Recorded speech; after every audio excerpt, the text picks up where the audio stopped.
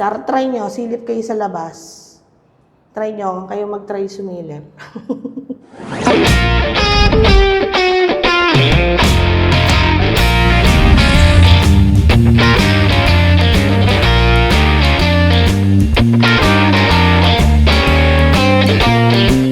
Welcome to Symphony Homes, Mabalacat, Pampanga. Well, Welcome to Symphony Homes, Mabalacat, Pampanga.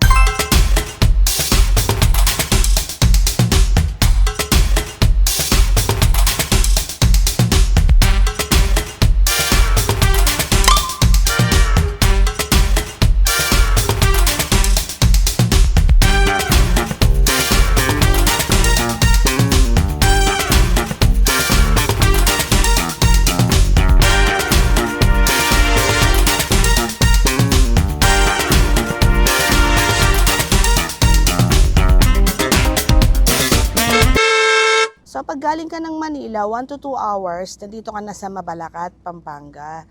So, ang daan nito is NLEX. So, after ng NLEX, SCTEX, Santa Ines, yung pinakadulo. Tapos, diretso ka, andun na yung Clark Airport. Kakanan ka lang, tapos diretsuhin mo lang yon, ayun na yung Symphony Homes. Mga 2 minutes lang, andito ka na agad. Siyempre magtatanong kayo, sasabihin nyo, may house and lot ba ang SMDC? Yes, meron po. Ito po ang Symphony Homes, Mabalacat, Pampanga. Pre-selling po yan, kaya yung price niyan, pre-selling price. Pag pre-selling, ibig sabihin yan, murang-mura yan. Actually, it's 8K a month. Teka lang. So, yun nandito, Arya. And then this one, yung nasa katabi ng Arya, ito yung corner unit. Tapos yung pinaka nasa gitna niya, ito naman yung inner unit. And then yung pinaka nandito sa dulo, ito yung end unit. So as you can see, napakaganda ng design niya. Very modern, modern, contemporary yung design niya. So very classy yung dating niya. 2-story home, first and second floor. Kung mapapansin nyo, kakaiba siya yung design niya sa ibang mga townhouse project. This is way more classier, very modern. So, pasok tayo sa loob para makita nyo ang future home nyo. So, dito tayo ngayon. Ito yung end unit. So, tara, tignan natin yung details. Ay, mamaya pa pala. So, nakikita nyo, napaka-modern ng design niya. Modern contemporary. So, white, tapos meron siyang black, tapos brown. Anyway, so nakita nyo, meron siyang window dyan sa second floor. 2 window, tapos ito, isa pang window. So ito na yung pinaka-entrance niya. Ito yung parking lot. Pwede ka mag-park dito ng mga 2 car. 2 car. So may house and lot ka na, may parking ka pa. Yung lot area niya is 102 square meter. Tapos yung floor area niya is 72 square meter. So halika, pasok tayo sa loob. Ay, hindi, mamaya na. Mamaya na tayo papasok. Papakita ko muna sa inyo ito, yung pinaka-entrance niya. So, ito yung pinto niya. Tanggalin ko na yung pinto. Ay, yung pinto. Tanggalin ko na to. So, ang ganda ng pinto niya. Ayan, paano siya, may steel. May steel pa siyang design. Tapos, may door viewer. So, ito yung pinto niya, steel. Ang ganda, oh. Tapos, yung glass window niya, sliding window. So, ito yung itsura niya sa labas. Ayan. May ilaw dito. Yan. So, ito yung parking area niya. Ayan yung space. So, pasok tayo sa loob. So, papasok siya, oh. Papasok yung bukas. Ibig sabihin, papasok din ang grasya niyan. So, ito yung space niya. Yan. Yung doors niya, steel panel, hollow core door.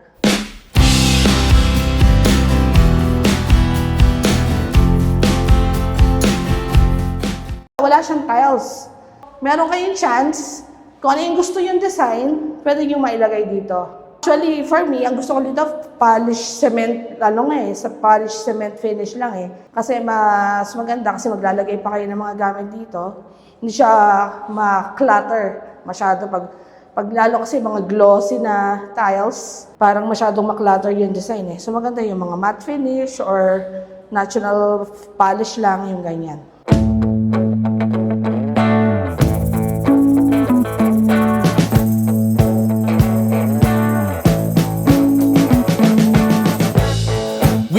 you didn't sin so long.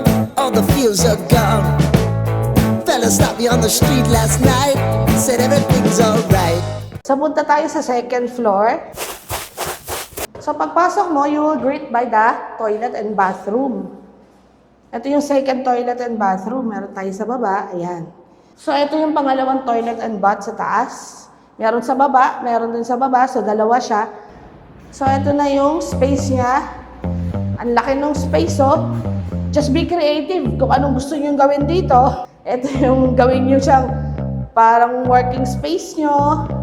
Pwedeng lagyan ng sopa. Dito kayo mag-bonding ng family. Ayan, ganyan. Dahil, meron siyang natural lighting. Ang taas ng window. Dalawa yan. May natural lighting pa. Tipid sa kuryente. Tapos ito yung sa aircon nyo. Ayan. Ayan. Dito nyo lalagay yung aircon. Tapos may saksakan din dito. Pwede rin mag-aircon. Yung window types. Ito, may isa pang window. Ang daming window. So, maganda yung ano niya. Yung ventilation niya. Tapos punta tayo dito sa kabila. Ang laki, di ba? Meron pang isang part. Gawin yung bedroom. Ayan, o. Kasya dito, queen size bed. Isang queen size bed. Kasya dito. May space pa dito. Pwede maglagay ng nightstand. High ceiling siya, oh. Mataas din siya. So, tara, baba tayo. Dito pala yung breaker niya. Breaker. May switch. Yung pinto niya. May ganda siya. Viewer. Ang dami na natin napuntahan, no? Hindi pa tapos. Meron pa tayong labas. So, check natin yung labas. O, diba? Pag binuksan nyo to, para siyang extension na rin ng ano eh. Ng bahay nyo eh, diba? So, pasok tayo. Pwede nyo siyang, ang lawak niya. Hanggang dito siya eh. Ayan, oh, ang laki ng space, oh. Sa inyo yan, hanggang dito yan. Hanggang dito yan, oh. Hanggang sa front. Dito. Pero yan, ang laki, di ba? Nasa sa inyo, kung gusto nyo pa ipa-extend yan. Pwede nyo pa rin ipa-extend dyan. Pwede nyo sabihin sa akin kung gusto nyo magpa-extend dito. So, pwede siyang gawing patio. Lagyan nyo ng chair dyan, yung mga lounge chair or picnic, yung mga picnic table, ganyan. So, pwede kayo mag-barbecue. Ang ganda, oh. Laki ng space, oh. Ang luwag. Imagine, townhouse by SMDC. Discuss ko lang sa inyo yung site plan. Ito ng Symphony Homes. So, ito yung single detached. Mustard color yan. So, ito yan. From block 42 to block 3. Ayan siya. Sa may entrance siya. Ayan yung ganito yung tsura niya. May mga spaces yan kasi single detached yan. Ayan. Tapos yung townhouse end unit. Ayan, yung mga blue. Yan yung mga end unit. Yan. Mga end unit yan. Tapos yung townhouse inner unit, yan naman yung mga nasa gitna. Ayun o. Yung mga dilaw. Yan yung mga inner unit. 54 square meter yung. Tapos yung townhouse corner unit. Ito, ayan. Yung mga corner unit yan. Nasa corner. Corner yung mga white. Yan. Tapos yung townhouse, shophouse unit, orange unit. Ayan, yung mga orange. So, 24 hectares yan, yung buong community ng Symphony Homes. So, ito yung entrance niya. Parang condo to eh. 24-hour security rin yan eh. Merong security guard dyan. Hindi ka basta-basta makakapasok dyan.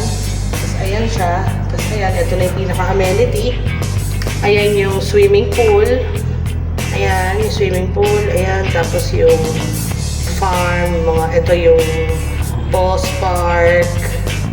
Yan, yung kids pool, adult pool. Yan. Tapos ito may entrance din, exit din dito. Ayan, exit naman yung dito. Tapos yung basketball court, covered basketball court. So may mga parking areas dyan sa may amenity. Ayan. Tapos dito, ayan. So pag nilakan siya, naglakad ka, meron pa dito, meron din siya dito. Marami siyang mga amenity na pwede mong jogging path. Ayan, pwede yung dito.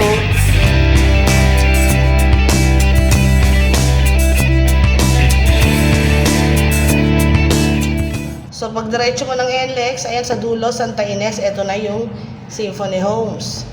Tapos ito siya, Clark Airport. Actually, 10 minutes away lang yan from Symphony Homes yung Clark International Airport Actually, mag-expand pa tong Clark International zonal value ng Symphony Homes, tataas yan kasi ano siya, nagde-develop na itong Pampanga.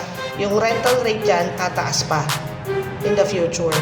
So, good din siya for business, for family. So, ang final thoughts ko dito sa Symphony Homes is, magkakatabi siya ng bahay eh. So, tapos ang ganda ng amenity, maganda yung environment sa labas.